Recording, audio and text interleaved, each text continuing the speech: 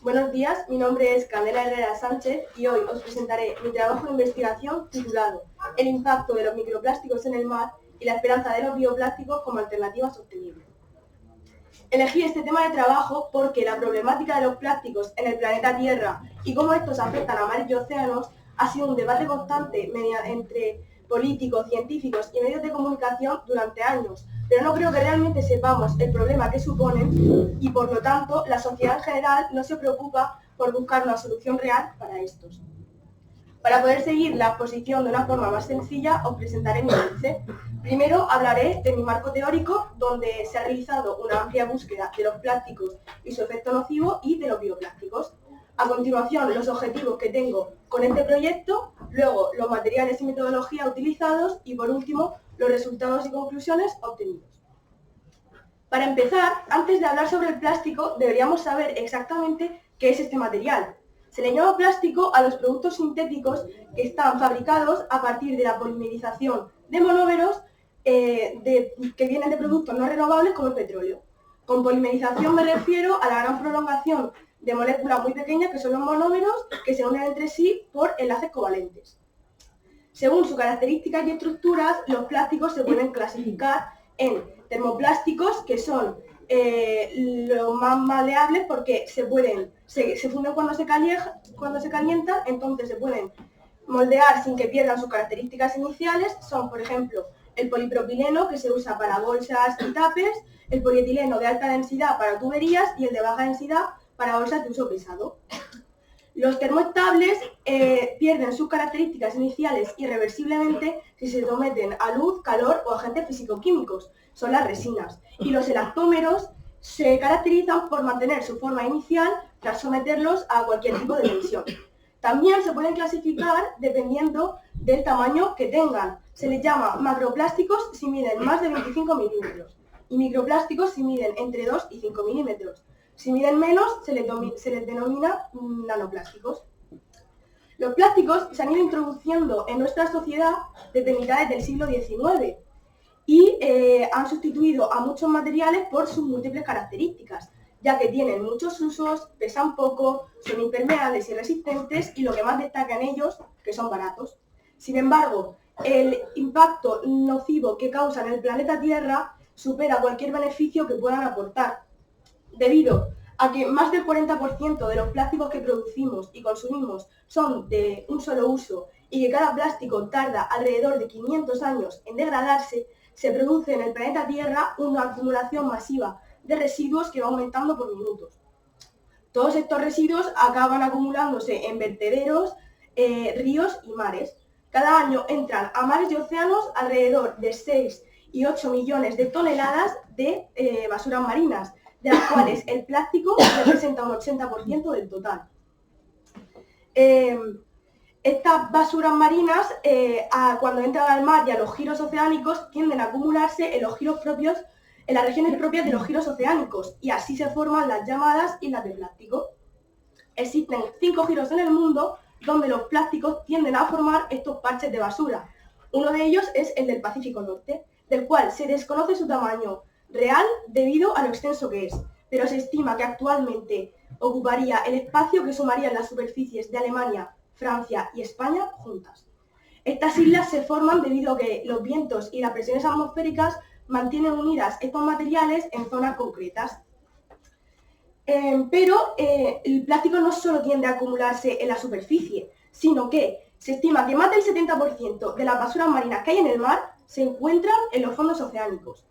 Las profundidades del mar se están convirtiendo en un gran depósito de residuos marinos por el que en cada kilómetro cuadrado de sedimentos se pueden encontrar millones de restos microscópicos de estos materiales.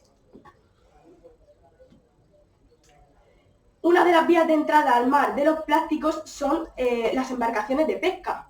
La actividad pesquera produce un fenómeno en el mar llamado pesca fantasma, que se describe como los materiales de pesca abandonados en el mar que viajan a la deriva atrapando especímenes y provocándole la muerte o destruyendo sus hábitats. La UNEP declara que alrededor de 640.000 aparejos se pierden en mares y océanos cada año. Estos materiales afectan a muchos animales, ya que Por ejemplo, los mamíferos marinos quedan atrapados, lo que les dificulta el desarrollo y crecimiento y casi siempre acaba por provocarles la muerte. Los peces cartilaginosos y las tortugas también son muy propensos a este tipo de enredamientos, pero estos no suelen provocarle la muerte directa, sino que mueren lentamente de hambre por no poder cazar o se quedan atrapados en el fondo del mar atrayendo a nuevas presas hacia las redes. Las presiones marinas, la radiación ultravioleta y los giros oceánicos son factores que aceleran la descomposición de los plásticos que provoca la fragmentación de los mismos en microplásticos. Estos fueron nombrados por primera vez en los años 70 y a día de hoy se pueden encontrar absolutamente en todas partes. Están presentes tanto en ambientes marinos como terrestres y son accesibles para la ingesta de todo tipo de organismos. Más de 170 especies marinas han consumido ya microplásticos y de esta manera llegan también a la cadena trófica de los humanos, por lo que todos los organismos quedan contaminados al final. Según Rojo y Montoto, la ingestión de plástico, ya sea intencionada o accidentalmente, puede provocar la muerte directa de los individuos debido a la obstrucción de los estómagos o afectar a los organismos por distintas disfunciones estomacales. Pero los plásticos que consumimos no solamente vienen del mar, sino que están contaminando el agua que bebemos, el aire que respiramos y la comida que comemos. Solo del agua, una persona consume alrededor de 1.769 partículas de microplásticos semanales, tanto del grifo como embotellada. Y también consumimos microplásticos de productos como la cerveza, el marisco y productos de limpieza facial o cosmética. Además, los microplásticos, al tener tan poco peso molecular, son capaces de mezclarse con el aire que respiramos, por lo que se han llegado a encontrar microplásticos en pulmones y sangre de seres humanos. Esto constituye un gran problema para la salud, pues los mismos microplásticos se fragmentan en partículas aún más pequeñas llamadas nanoplásticos, que debido a su tamaño son capaces de penetrar las membranas celulares alterando sus funciones fisiológicas. El efecto nocivo de los plásticos se ve incrementado por los aditivos que poseen, ya que son capaces de absorber todo tipo de contaminantes y bacterias, convirtiéndolos en vías de transporte de enfermedades, tales como los cánceres, mutaciones, entre otras. Sin embargo, todavía no se ha llegado a registrar ninguna muerte humana causada directamente por los plásticos. Pero en el ambiente marino estas muertes se han convertido en algo rutinario que además hemos normalizado. Y no es necesario irse lejos para observarlo. En 2018 se encontró en Cabo de Palos, Cartagena, un cachalote muerto con 29 kilos de plástico y otros materiales en su interior. Tras haber explicado todo esto, ha quedado claro el problema que supone este material en el planeta Tierra.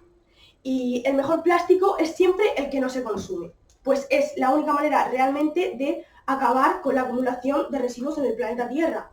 Pero debido a que la sociedad está tan integrado este material, sería prácticamente imposible eliminarlo de golpe. Por eso, la alternativa más sostenible encontrada han sido los bioplásticos.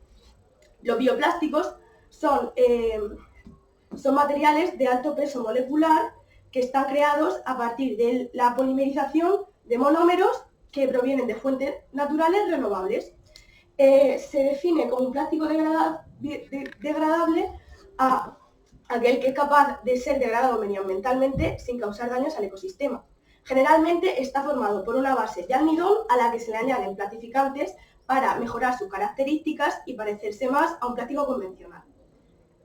El almidón es un polisacárido de reserva de vegetales que está formado por unidades de amilosa y amilopectina unidas entre sí por enlaces de glucosídicos.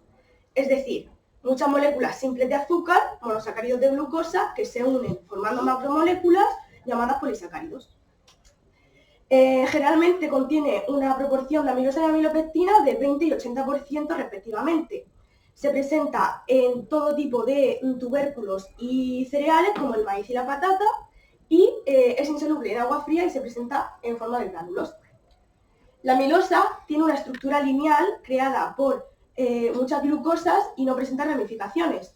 Presenta propiedades hidrofílicas, lo que le permite ser soluble en agua. Y los almidones con más amilosa pueden moldearse sin perder su forma original. Por otro lado, La milopectina presenta muchas ramificaciones que están unidas a la cadena principal por enlaces alfa 1,6 y estas ramificaciones provocan que sea mucho menos soluble en agua. Pero el almidón por sí solo no tiene las características ni la capacidad suficiente para actuar como un plástico. Por eso es necesario que otros componentes le otorgan estas características. Llamamos a estos aditivos plastificantes. Dependiendo del tipo y la cantidad de plastificante que contenga el bioplástico, hace que varíe su elasticidad y resistencia. Hay que recordar que estos plastificantes deben de ser compatibles con el medio ambiente para cumplir el propósito de los bioplásticos. Algunos son el agua y la glicerina. La biodegradación es la mayor ventaja que presentan los bioplásticos ante un plástico convencional, ya que al tardar tan poco tiempo en degradarse, frenan la acumulación de residuos y suponen un menor peligro para animales y ecosistemas. La degradación es la actividad biológica causada por organismos como hongos, algas y bacterias. El tiempo aproximado de un bioplástico en degradarse son los 90 días, 3 meses, y existen muchos tipos de degradación, pero se pueden clasificar en dos grandes grupos, que son la aeróbica, si interviene el oxígeno, y la anaeróbica, si no interviene el oxígeno. Y la principal diferencia entre ellos es que en la anaeróbica se liberan gases tóxicos a la atmósfera. I started this project with some objectives that I wanted to achieve. My main objective is to create different bioplastic with similar characteristics as the common plastics. Secondly, my specific objectives are 1. To justify the need to introduce bioplastic into society in the face of the obvious problem of plastics in the environment. 2. To create different bioplastic from corn and potato starch. And 3. To check the degradability of each bioplastics in different environments and conditions. A la hora de crear mis propios bioplásticos, utilicé dos tipos de almidón, de patata y de maíz. Utilicé glicerina, agua destilada y ácido acético. Para cada bioplástico los utilicé en diferentes proporciones, pero todos siguen un procedimiento común, y es el siguiente. Se añaden 100 mililitros de agua destilada en un vaso de precipitados y a continuación se agregan el almidón y el ácido acético. Esto se mezcla y se calienta y cuando llega a los 60 grados se añade la glicerina. Al llegar a los 70 grados, esta mezcla empieza a gelificar, a volverse más viscosa y opaca, y entonces se desprende y se esparce sobre un papel absorbente para que seque. El almidón de maíz se puede obtener del supermercado como maicena, pero el almidón de patata se tuvo que extraer de la propia patata, siguiendo el siguiente procedimiento. Se corta, se pela y se tritura la patata junto a un poco de agua. Esta mezcla se tamiza para que el almidón se asiente en la base del vaso. Hay que ir cambiando el agua para que quede transparente y una vez está clara, se decanta y el almidón se deja secar sobre papel absorbente. Se sintetizaron 6 bioplásticos a partir de almidón de maíz, pero variando las cantidades de ácido acético, glicerina y almidón para ver cómo cambiaban sus características. En la siguiente tabla se observan los diferentes bioplásticos creados y las cantidades de reactivos usados en cada caso. Puede comprobar que los bioplásticos que contenían más glicerina tenían características mucho más flexibles que los que menos. Sin embargo, con los bioplásticos de maíz surgió un problema, y es que al secarse todos se quebraban. He investigado que este suceso es normal y puede ocurrir porque la temperatura de secado no sea la adecuada. Pero aún así, aunque se quebrasen, todos presentaban características muy parecidas a las de un plástico convencional. A partir de almidón de patata se sintetizaron 4 bioplásticos, y en la siguiente tabla se encuentran los plásticos sintetizados y la cantidad de reactivos utilizados en cada caso. Aquí también se llegó a la conclusión de que cuanta más glicerina conteniese el bioplástico, más elástica era la película. Y presentaron características más parecidas a las de un plástico convencional que los de almidón de maíz. Estos bioplásticos no se quebraban al secarse, pero sí se oscurecían un poco.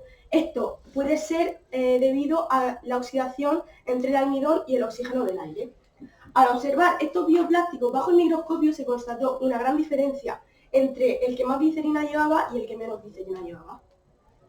En la primera imagen se observa el bioplástico que más glicerina llevaba en cuanto al segundo, en cuanto al almidón que llevaba cada uno. Y se observan gránulos de almidón junto a unas fibras alargadas, mientras que en el segundo se observan gránulos de almidón con menos espacio entre ellos y más definidos. Esto corresponde a las características que tiene cada uno, ya que el primero es mucho más elástico y maleable y el segundo más duro y rígido. Tras haber sintetizado todos estos bioplásticos, se quiso comprobar si eran realmente degradables. Por eso se llevaron a cabo diferentes métodos de degradación. El primer método realizado fue un método de degradación a través del soterramiento de las películas en una mezcla de 2/3 de sustrato de tierra y 1/3 de estiércol de caballo. Para ello se enterraron en 6 macetas distintas alrededor de 1 gramo de 6 bioplásticos, 4 bioplásticos sintetizados por mí, que eran 2 de almidón de patata y 2 de almidón de maíz, que se diferenciaban entre ellos en la cantidad de glicerina que contenían. Luego, un bioplástico comercial del supermercado y un trozo de polietileno, que es plástico normal. Esta era la imagen inicial de todas las películas. Se dejaron reposar en el huerto durante 57 días, regándolas regularmente para mantener la humedad de las películas y de la tierra. Lo ideal habría sido dejarla 90 días, pero por cuestión de tiempo no fue posible. Tras los 57 días se llevó a cabo el proceso de desenterramiento y para comprobar la pérdida de peso que habían sufrido.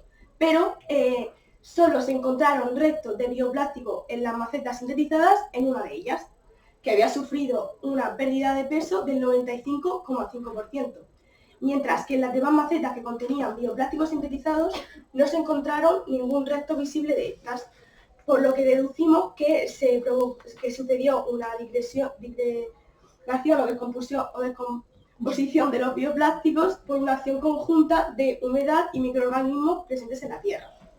Mientras que el bioplástico comercial apenas sufrió signos de degradación y solamente sufrió un porcentaje de pérdida de peso de 8,16%. Y como era de esperar, el polietileno ni sufrió signos de degradación ni pérdida de peso. A continuación, se quiso comprobar la pérdida de peso que sufrían los bioplásticos en agua con sal con una concentración parecida a la del mar Mediterráneo. Por eso se introdujeron en 3 vasos de precipitados distintos, un bioplástico de maíz, otro de patata y uno comercial. Se dejaron reposar durante 57 días y pasado este tiempo se observaron en las superficies con los bioplásticos sintetizados unos hongos que crecían alrededor de la película. Y el bioplástico de maíz había sufrido una pérdida de peso del 33%, el de patata del 41,56% y el bioplástico comercial no había sufrido pérdida de peso.